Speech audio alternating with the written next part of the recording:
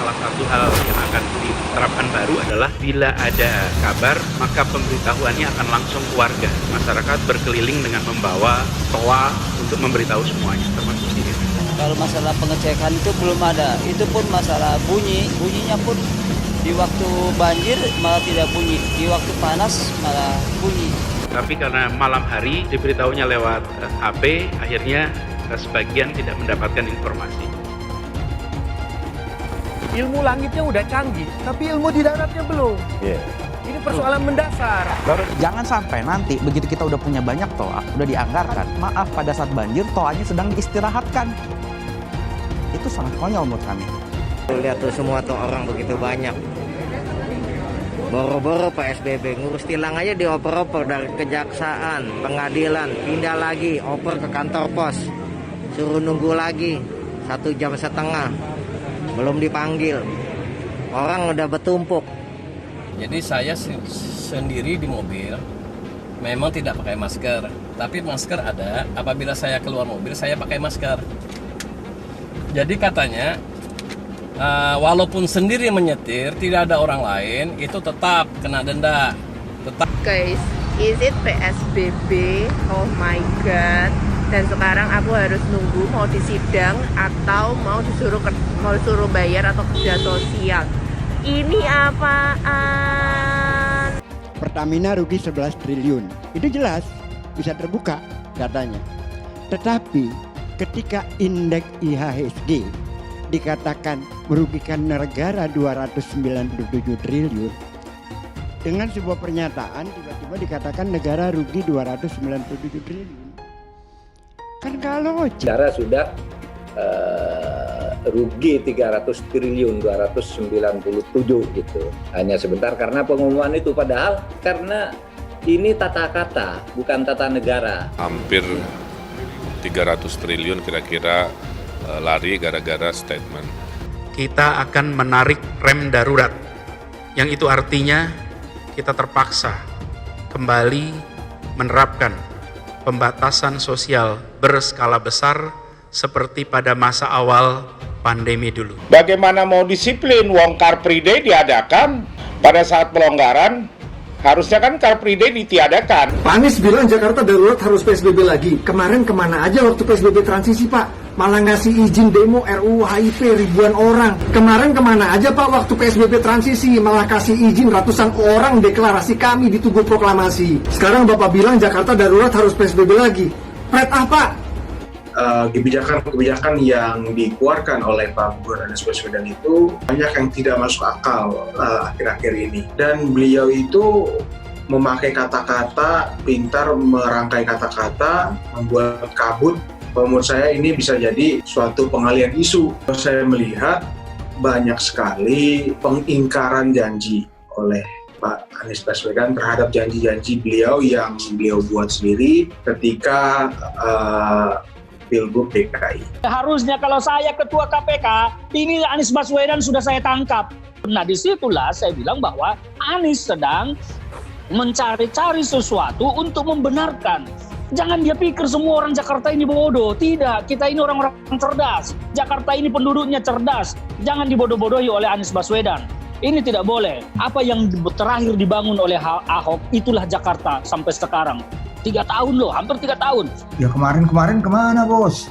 Dan sekarang ibarat meludah, dia menelan ludahnya kembali.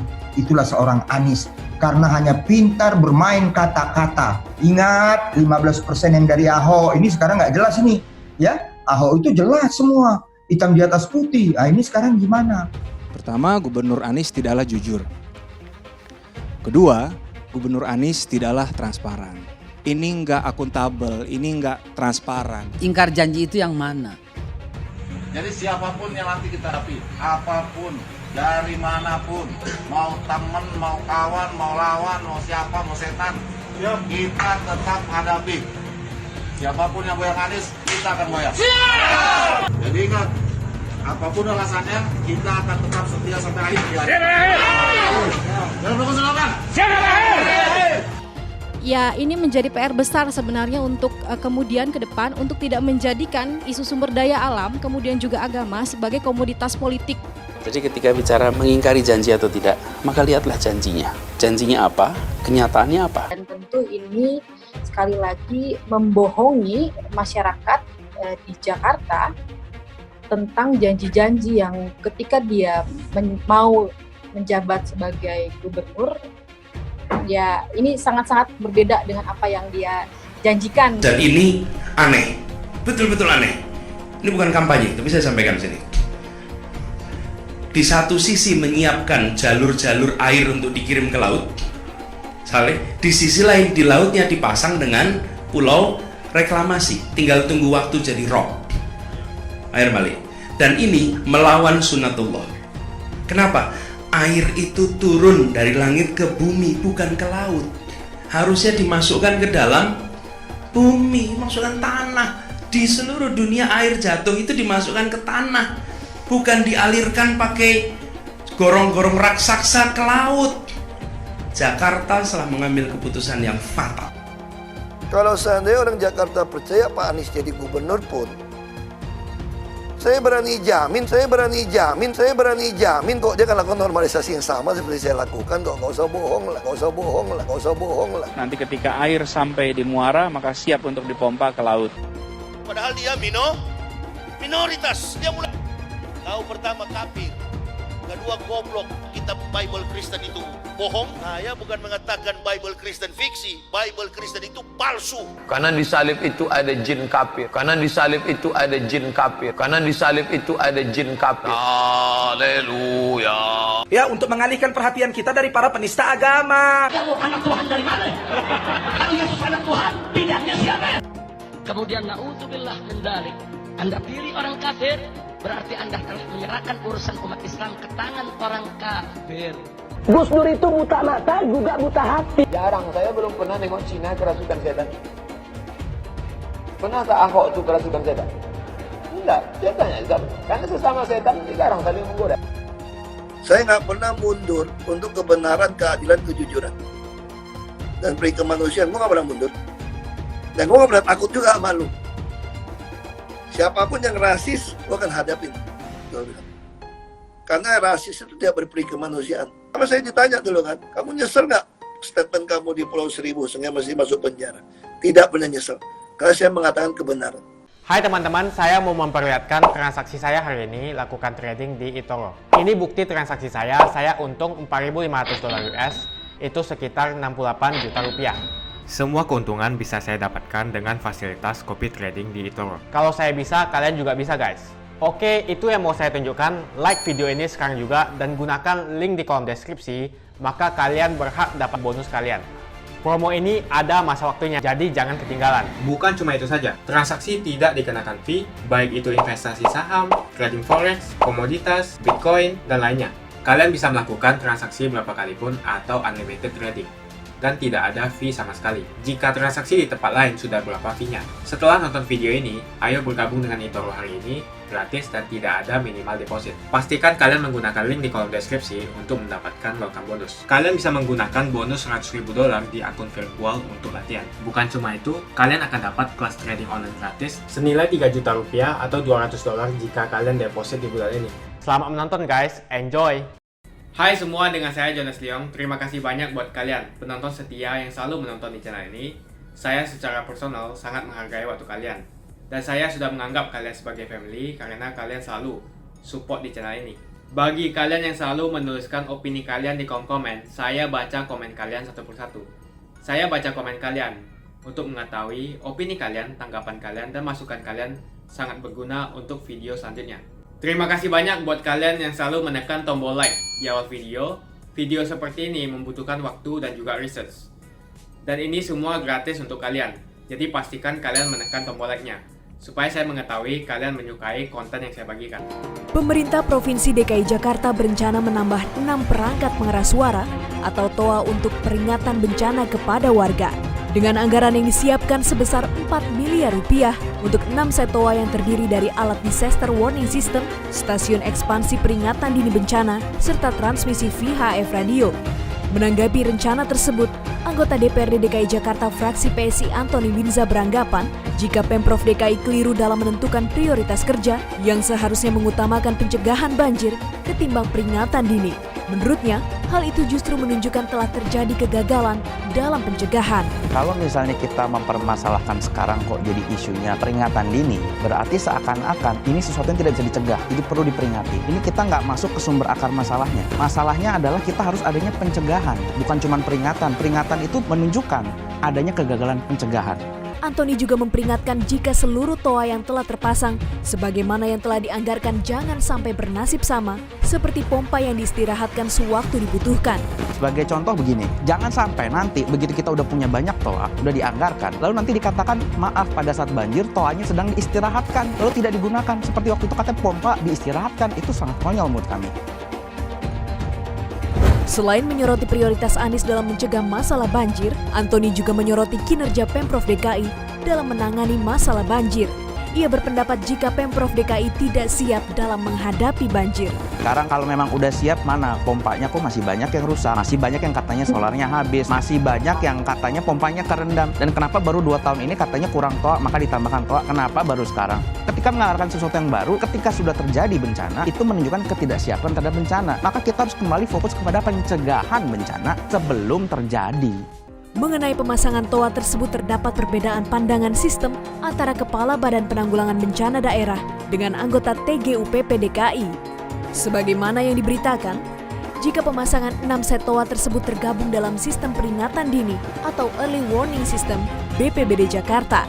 Namun hal itu ditentang oleh anggota TGUPP DKI Muslim Muin.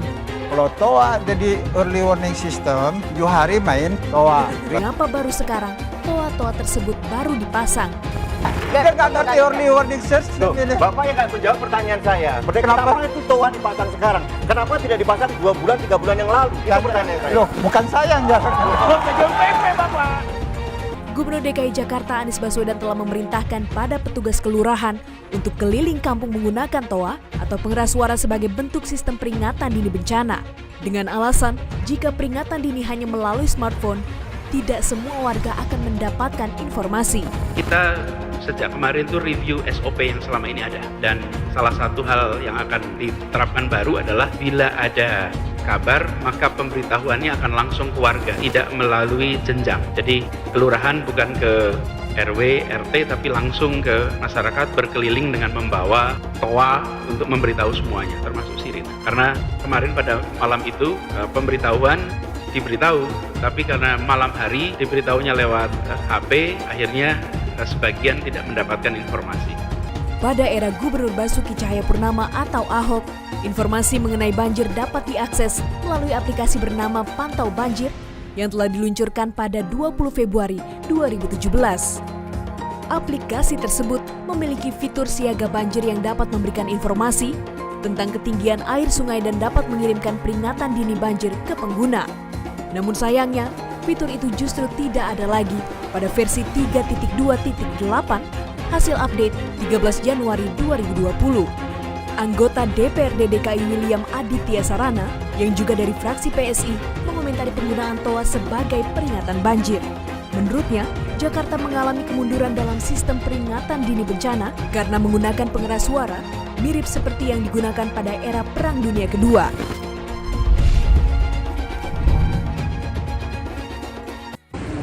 Urus tilang anak gua, ya nggak? Begini mau PSBB, ya nggak? Macet begini tuh, lihat tuh semua tuh orang begitu banyak. Boro-boro PSBB, ngurus tilang aja dioper-oper dari kejaksaan, pengadilan, pindah lagi, oper ke kantor pos, suruh nunggu lagi 1,5 jam, belum dipanggil. Orang udah bertumpuk, malahan kena corona semua. Dasar gubernur PA, kantor pos Pasar Baru nih, ya nggak? Gubernurnya gubernur PA, ngatur nggak bisa ngatur. Ngurus SIM aja kena tilang mesti 3 minggu, bayar ngantri, fotokopi ngantri. Dasar gila, ya nggak? Gubernur PA, ya nggak? Kalau dibilang gubernur pengaturan otoritanya Jakarta PA, ya nggak? Stres. ya nggak? PA. Nah, tuh lihat nggak? Udah begitu banyak, ya nggak? Dasar PA, gubernur PA ngaturnya, ya. Kebanyakan orang tuh, ya tuh, belum di dalam lagi, ya nggak? Stres. Guys, jadi aku tadi ketangkep gara-gara di mobil sendirian. Terus aku karena pengap kan, terus mau bernafas dikit cuman gini, ditangkep dong. Dan sekarang aku berada di posko terpadu kayak gini tempatnya. Dan malah ini sebenarnya tuh rame orang, mereka malah lebih lagi, nggak PSBB, nggak apa. Dan aku yang lagi sehat disuruh ke sini untuk duduk dan berkerumun dengan mereka semua. Menurut kalian ini apaan ya? Aneh banget. Terus nggak tahu ini suruh apa, suruh ngantri taruh di situ, sedangkan aku ada meeting jam 9. Bete banget nggak? Guys, is it PSBB? Oh my god. Dan sekarang aku harus nunggu mau disidang atau mau disuruh bayar atau kerja sosial. Ini apaan? Tadi itu aku sendirian kayak gini, bener-bener gak ada orang. Nah, terus aku bernafas dikit nih ya, ketangkep dong. Nah, jadi buat teman-teman hati-hati selama di mobil, pakai terus maskernya harus posisi on. Sorry nih, aku biasanya nggak pernah ngepost sesuatu yang non coffee, terus sekarang jadi curhat banyak banget pula. Cuman gini sih, maksudnya menurut aku ini adalah sesuatu yang perlu dipertimbangkan ulang. Dan harapannya sih pemerintah bisa lebih bijaksana ya untuk memberlakukan hal-hal ini gitu loh. Karena masa kalau di mobil sendirian jelas gak ada siapa-siapa, kita mau nularin siapa dan ditularin siapa, itu kok harus pakai masker dan kita ditangkap. Tapi setelah itu digiringnya justru ke tempat yang rame, penuh kerumunan, dan mereka pun gak melaksanakan protokol PSBB gitu loh. Jadi menurut aku itu sesuatu yang perlu dibenahi lah. Makanya kenapa kalau mau dibilang ya mungkin aku nih lebih parno terhadap pandemi ini gitu loh. Jadi pas digiring ke sana aku tuh aduh pokoknya gimana ya, jadi takut gitu loh. Takut karena itu kerumunannya orangnya banyak banget. Tadi aku sempat kasih masukan ke para petugasnya supaya mereka pun jaga jarak, ikutilah protokol PSBB, jangan berkerumun gitu. Jadi supaya kita-kita yang ditangkap yang sendirian di mobil itu juga nggak parno ketika mau ke pos.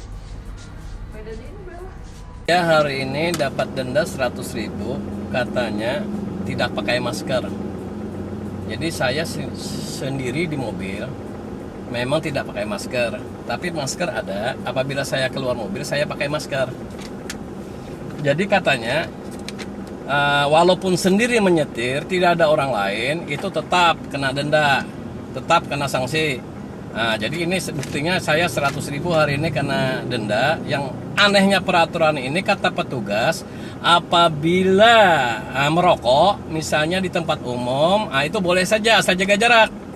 Sedangkan saya sendiri di dalam mobil, tidak ada orang lain, kaca tertutup ber-AC, itu membahayakan orang lain katanya.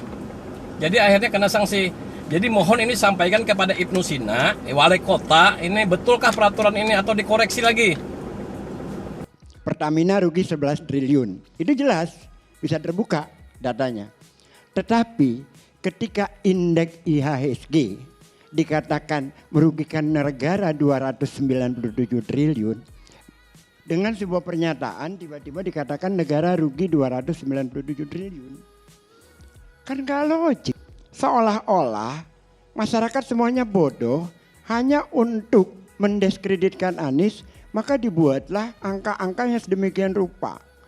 Dan itu ngawur. Bagaimana? Perdagangannya 6 atau 7 triliun sehari. Tiba-tiba angka kerugiannya katanya 300 triliun. Coba logikakan. Bagaimana caranya?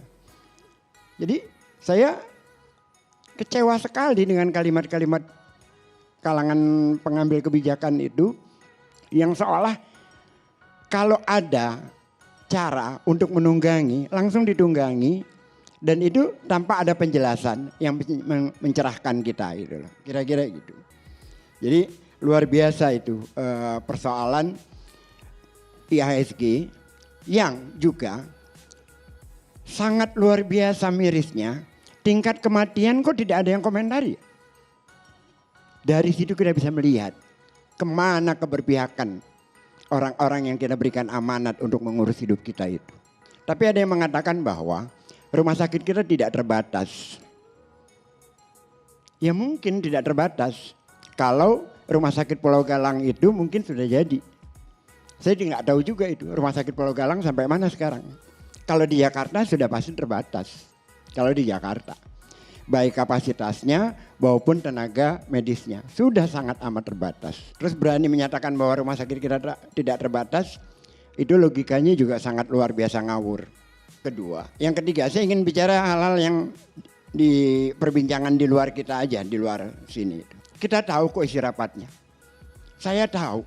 Beberapa teman di lingkaran Anies tahu. Tidak ada satupun yang bicara, sok tahu, mengatakan, menulis di Twitter. Enggak ada. Kita diam. Karena kita semua tahu bahwa kita sedang fokus menyelamatkan nyawa manusia. Tiba-tiba ada orang menulis, dia katakan bahwa Anies kelagapan pada saat ditanyakan tentang PSBB total. Kesannya dia mendapat bocoran rapat dan info valid. Sementara tidak ada satu kata pun dari Anies pada saat konferensi pers menyatakan PSBB total. Kok video rapat itu seperti apa? Biar masyarakat menilai. Kan tapi jadi tidak baik. Tadi Pak Ridwan Kamil menyatakan bahwa jangan melihat dari sisi kacamata politik. Kita tidak mau melihat dari kacamata politik. Kita mau melihat dari kacamata kemanusiaan. Kita diam. Kita tidak mau bicara. Tapi ada orang-orang merasa berada dalam lingkaran kekuasaan, merasa punya info valid, nulis di Twitter yang isinya memojokkan Anies. Yang sangat bisa sekali kita lawan. Kalau begitu terus kapan kita selesainya? Ketika Anies menyatakan tingkat kematian persentasenya turun, tapi jumlah orang meninggal itu meningkat, itu kan persoalan persentase. Ketika 100 orang kena corona, 10 yang mati jadi kan 10%. Ketika 3.000 orang yang meninggalnya 150, itu kan jadi 5%. Tapi kan jumlah kematiannya naik, persentasenya menurun. Kalimat sederhana seperti itu dijadikan bahan bulian, dibuat di Twitter, dimuat di YouTube-nya, dimuat di mana-mana. Kita bicarakan dengan luar biasa, bukan kita ya, di luar sana dengan luar biasa. Yang isinya luar biasa, ya saya nggak mengatakan dungu nggak, saya cuma mengatakan otak dikit. Apa sih yang kalian katakan ketika Anies menyatakan ada corona di Jakarta? Kalian bully habis-habisan. Apa sih yang kalian katakan ketika Anies bilang akan membangun laboratorium? Hari ini ada puluhan laboratorium udah ada. Apa sih yang kalian katakan ketika Anies ingin melaksanakan lockdown atau menjadi PSBB? Kalian bully habis-habisan. Belum melakukan penerapan PSBB di Jakarta itu harus berkoordinasi dulu dengan pemerintah pusat. Karena efek dari PSBB itu tentu saja sangat berdampak besar terhadap perekonomian Indonesia ya. Karena Jakarta itu adalah pusat perekonomian Indonesia. Ini yang harus dicatat terlebih dahulu. Yang kedua kan ketika ada pelonggaran PSBB, seharusnya Pemprov DKI Jakarta itu tidak melepas begitu saja, tetapi harus benar-benar tetap menjaga masyarakat agar tetap disiplin dalam menerapkan social distancing. Bagaimana mau disiplin? Wong Car Free Day diadakan pada saat pelonggaran, harusnya kan Car Free Day ditiadakan. Ya kan, ini kan menunjukkan bahwasanya pemerintah DKI Jakarta ini sangat reckless terhadap bagaimana menanggulangi COVID-19 ini. Akibat pengumumannya Gubernur Jakarta PSBB, hari ini kan pasar saham rontok. Artinya kan tidak ada koordinasi dengan pemerintah pusat. Padahal menurut PP berapa itu ya, sama Kepres itu kan bahwa penerapan PSBB itu harus seizin pemerintah pusat untuk mensinkronkan antara kebijakan penanggulangan COVID di pusat dengan di daerah. Ya sampai hari ini aja Kabupaten Lebak contohnya belum berani menerapkan PSBB karena belum ada izin dari pusat. Ya kan, karena apa yang dikatakan Gubernur Jakarta kemarin akan melakukan PSBB kembali, itu dampaknya sangat besar terhadap perekonomian, ya. Artinya kita baru saja keluar dari lautan krisis. Nah, ini kita baru mau keluar bernapas, tahu-tahu ada hal-hal pengumuman PSBB yang tidak dikoordinasikan, saya rasa, dengan Komite Penanggulangan COVID. Ya, yang pasti akan berpengaruh besar ya, tadi yang saya katakan dari awal, terutama terhadap masalah perekonomian, ya, itu akan berpengaruh besar sekali terhadap keadaan ekonomi nasional kita, yang kemarin sudah pertumbuhan ekonominya minus, yang kuartal 3 ini mungkin akan jauh lebih minusnya kalau Jakarta dilakukan PSBB total. Ya, yang saya sayangkan adalah ketika ada relaksasi PSBB di Jakarta, tidak ada dari Pemprov DKI itu sense of crisis, menjaga agar jangan sampai penyebaran corona ini bertambah, ya. Artinya selama di Jakarta ini tidak ada tuh misalnya Satpol PP atau polisi atau tentara yang bekerja sama dengan Pemprov mengingatkan warga pendatang ke Jakarta atau warga Jakarta atau orang yang duduk di restoran untuk tetap menerapkan protokol kesehatan. Yang tadi saya katakan bulan Juni kok ada Car Free Day. Nah, itu kan artinya Pemprov DKI sudah menganggap bahwasannya ketika ada PSBB terus jumlah korban terpapar COVID menurun, dilepas begitu saja tanpa kedisiplinan. Inilah yang menyebabkan akhirnya naik kembali jumlah yang terpapar COVID di DKI. Gubernur ini akan berkoordinasi dengan pusat loh. Sebelum berkoordinasi jangan ngumumin dulu, koordinasi dulu dengan pusat. Apakah pusat mengizinkan untuk dilakukan PSBB, baru diumumkan. Ya, dengan diumumkan langsung begini kan masyarakat menjadi panik. Yang saya takutkan dengan adanya pengumuman seperti ini, nantinya ya ada pembelian besar-besaran sembako di Jakarta. Borong total ya kan, karena semua ini kan unpredictable. Kita nggak tahu PSBB-nya sampai kapan. Kita mau PSBB juga kan harus siapkan yang namanya dana. Berapa yang harus kita siapkan Pemprov DKI ini nanti untuk bisa dengan adanya PSBB ini, berapa bansos yang harus disiapkan. Lah ini kan jadinya kerja nggak pakai program ya, yang jelas ya kan, artinya konsultasi dulu dengan pemerintah pusat, baru umumkan. Jangan sekarang sebelum koordinasi dengan departemen-departemen terkait di pemerintah pusat, langsung umumkan. Lah masyarakat kan Jakarta jadi lebih panik. Dan ini aneh, betul-betul aneh. Ini bukan kampanye, tapi saya sampaikan sini. Di satu sisi menyiapkan jalur-jalur air untuk dikirim ke laut, di sisi lain di lautnya dipasang dengan pulau reklamasi, tinggal tunggu waktu jadi rock, air balik. Dan ini melawan sunnatullah. Kenapa? Air itu turun dari langit ke bumi, bukan ke laut. Harusnya dimasukkan ke dalam bumi, masukkan tanah. Di seluruh dunia air jatuh itu dimasukkan ke tanah, bukan dialirkan pakai gorong-gorong raksasa ke laut.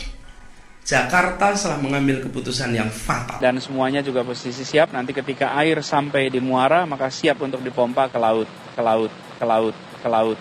Bukan dialirkan pakai gorong-gorong raksasa ke laut. Nanti ketika air sampai di muara, maka siap untuk dipompa ke laut. Dan ini melawan sunnatullah. Nanti ketika air sampai di muara, maka siap untuk dipompa. Justru yang terjadi apa? Sekarang saya tanya, kalau Anda nggak mau lakukan normalisasi sungai, Anda mau pakai apa? Saya bilang kok sama penduduknya, kalau seandainya orang Jakarta percaya Pak Anies jadi gubernur pun, saya berani jamin kok dia akan lakukan normalisasi yang sama seperti saya lakukan kok. Nggak usah bohong lah. Nanti ketika air sampai di muara, maka siap untuk dipompa ke laut. Dia nanti udah jadi gubernur nggak mau lakukan normalisasi, tetap akan banjir. Jadi kalau dia mau menghindari banjir di Cipinang Melayu itu ya, pasti lakukan sama seperti yang saya lakukan. Nanti ketika air sampai di muara, maka siap untuk dipompa ke laut. Hai teman-teman, kalian sudah membuka akun untuk melakukan investasi atau trading? Jika belum, membuka rekening di eToro gratis loh. Bahkan cuma butuh 5 menit saja. Cepat dan simple.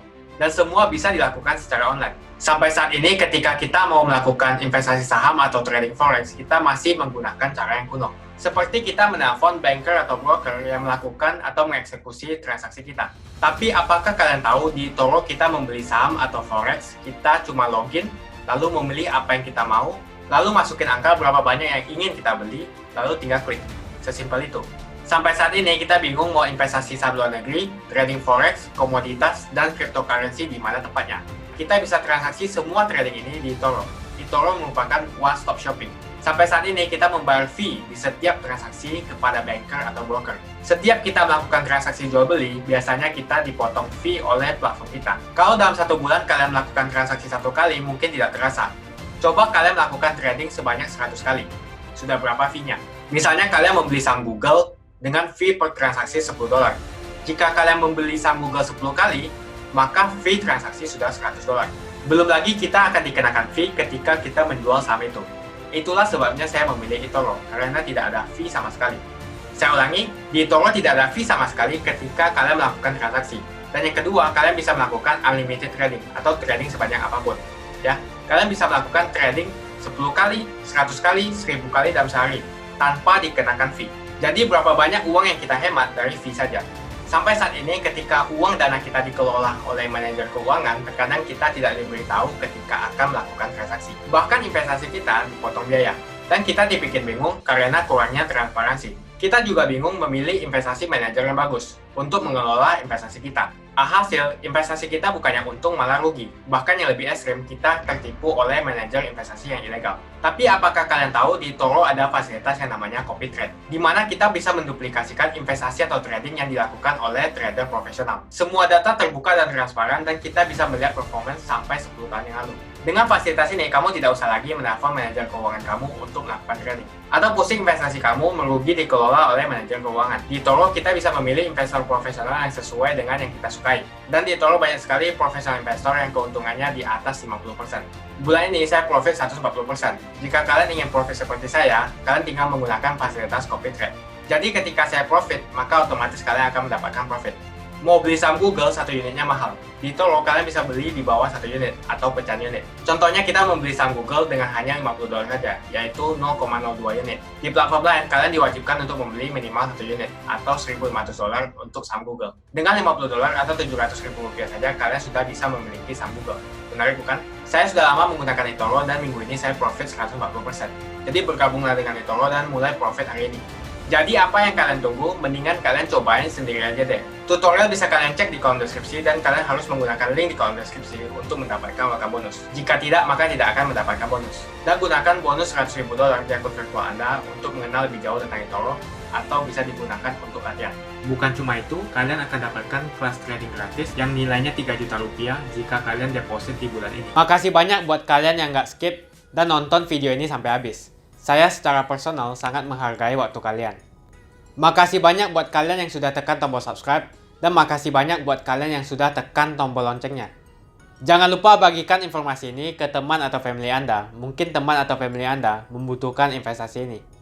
Oke guys, sekian dulu dari saya. Jangan lupa follow Instagram saya di @johannesleongofficial untuk kata-kata motivasi setiap harinya.